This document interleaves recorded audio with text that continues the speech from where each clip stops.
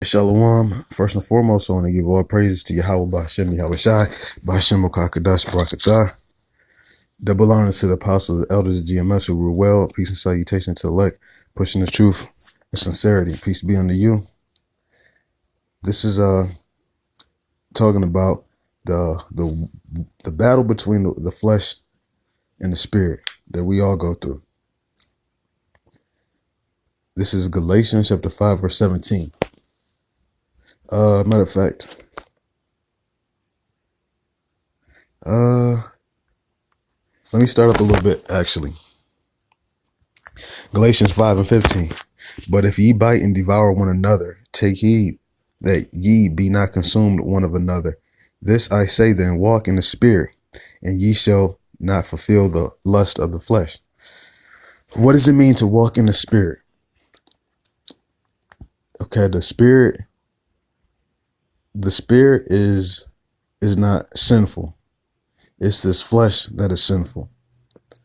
You know, if you walk in the spirit, you're doing the things that the spirit wants to do. The spirit wants to keep the law. The spirit wants to obey God. The spirit wants to do, all these things that are pleasing to God. Let me Ecclesiastes.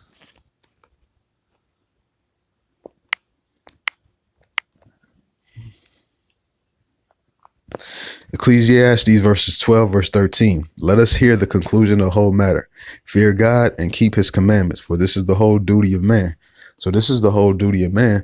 And if you're walking by the flesh, it's like if you're walking by the spirit, this is exactly what you're going to do. You're going to fear God and keep the commandments. If you're walking by the flesh, well, the flesh wants to, go on 7 vacations a year, take a million selfies and upload them on Instagram and Facebook and get 1 trillion likes, get 5 million followers. These are all lusts of the flesh. Spirit ain't concerned about that. The spirit wants to please God and do what God says. The Most High, he gave us these chains of darkness, which is his flesh, but he also gave us his spirit that is within us. Verse 16 says, this I say then, walk in the spirit, and ye shall not fulfill the lust of the flesh. Now, again, more about the lust of the flesh.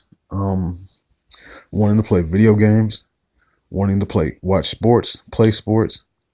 These are all things that are lusts, of, the flesh.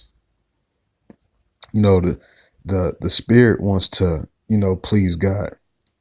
Now, of course, that's not to say that, you don't enjoy your fun leisure activities, here in Babylon, to help you get your mind off of this, captivity at times.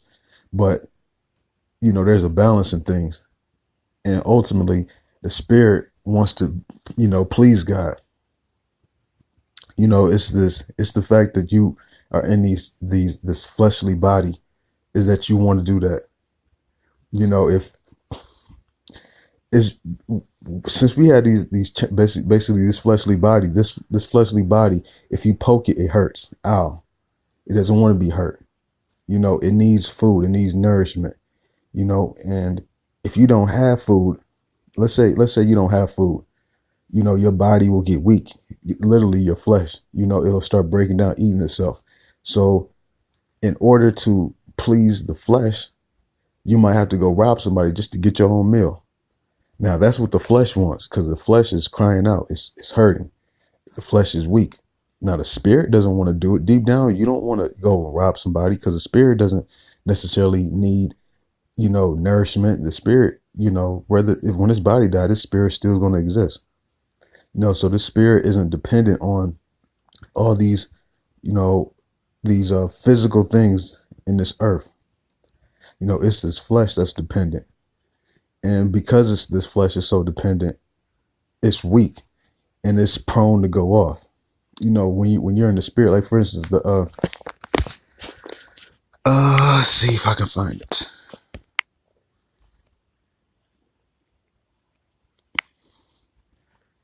This is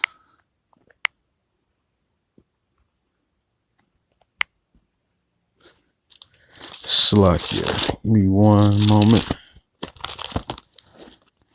See if I can find this in Revelations.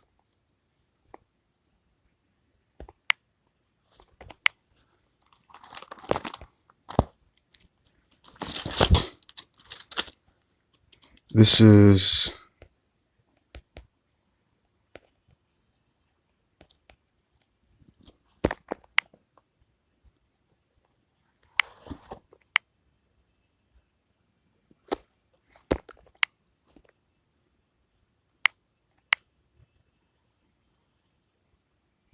okay. This is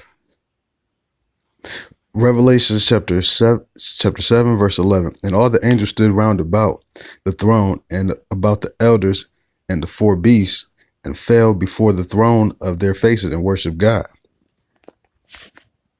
saying, now the elders is talking about the 24 elders. Now they worship the Most High 24/7 all day. They throw their crowns to the side and just worship him all day. Now that's what the spirit, that's there in the spirit. And the four beasts and fell before the throne of their faces and worship God. Now the angels also, they're not in the flesh, so they're doing what pleases the Most High, and when we do what pleases the Most High, we're going to get these new bodies spoke about in 1 Corinthians 15 and verse 50. It says, now this I say, brother, that flesh and blood cannot inherit the kingdom of God, neither doth corruption inherit incorruption. Behold, I show you a mystery. We shall not all sleep, but we shall all be changed in a moment, in the twinkle of an eye, at the last trump. For the trumpet shall sound. It's talking about towards the end of Revelations. And the dead shall be raised incorruptible, and we shall be changed. Incorruptible meaning you won't have this fleshly body, because this fleshly body is corruptible. You put fire on it, it'll burn. We're made out of earth and ashes. For this corruptible must put on incorruption, and this mortal must put on immortality. Now, so right now we're not immortal. We're not immortal. We're mortal. Verse 54. So when this corruptible shall put on incorruption, and this mortal shall put on immortality, then shall be brought to pass the saying that is written, death swallowed up in victory. Oh, death, where is thy sting? Oh, grave, where is thy victory? Because death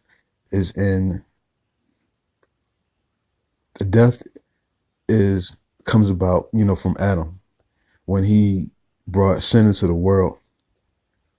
So it's because through one man's sin, we all, die. Through the same man, we all live. So it's that flesh that wants to sin. So once you change, your body is changed, and we receive new bodies, you're not going to sin. And because you're not going to sin, you're going to do the will of the Most High, which is follow the law, statutes, and commandments. So there won't be any more death. This is, let's go back to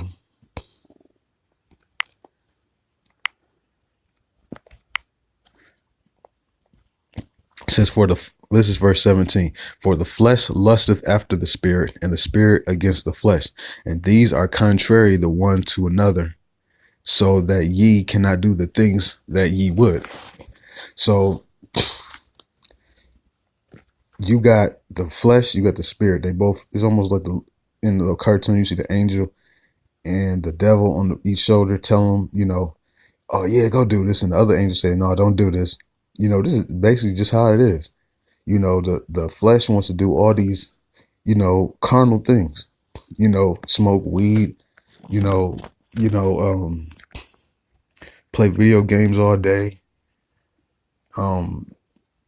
eat, be a glutton, eat all day. The spirit wants to, the spirit wants to do the things that are pleasing to the God. The spirit wants to obey. So you got to listen to that. What's the name of the sex song back in the day? Eminem and Dr. Dre. It was like these voices. I think, Guilty Conscience, I think. And sometimes the angel, sometimes, so let's just say the angel, but sometimes Dr. Dre won and he was supposed to be like the angel. And Eminem supposed to be the bad guy, supposed to be this devil. And sometimes Eminem won. And in it, you know, Dr. Dre was supposed to be portraying himself as an angel. He was trying to reason with the guy. And then other times Eminem was trying to, well, he was reasoning with him too, to tell him to do the things, you know, that were not expedient for him at that time. Verse 18, but if ye be led of the Spirit, ye are not under the law. Right? So if you're led by the Spirit, meaning you're not under the law, doesn't mean you don't have to keep the law, statutes, commandments. That just means that you are not, that you have mercy to circumvent the law, or how do I say this? You have mercy. God will give you mercy to, you know, matter of fact, I get this in Ecclesiastes. It's it'll help explain it better than I'm about to.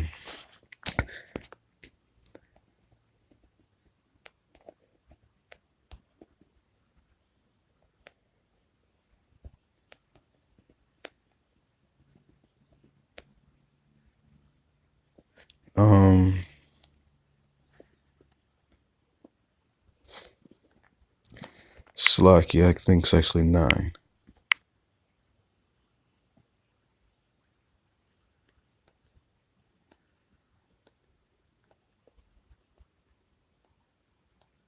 Maybe it's 7. Slacky.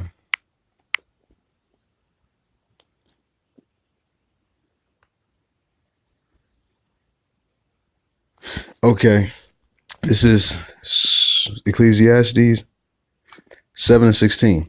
Be not righteous over much, neither make thyself over wise. Why shouldest thou destroy thyself?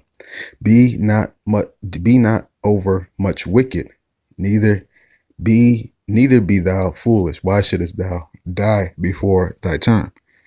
So focus on verse 17. It says, be not over wicked, because there's going to be times where you're going to have to do things that are not in concordance of the Mosaic law.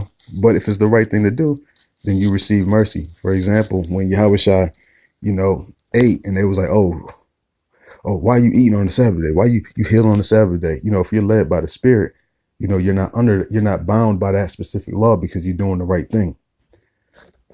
You know, that's just an example. It doesn't mean that you don't have to keep the law, statutes, and commandments to the best of your ability. It just means that the Most High will grant mercy when you transgress over a law to do something, when you're led by the Spirit to do something righteous. And on that note, I want to give all praises to Yahweh Bashim Yahweh Shai. Double honors to the apostles, elders, GMS who were well. Peace and salutations and shalom.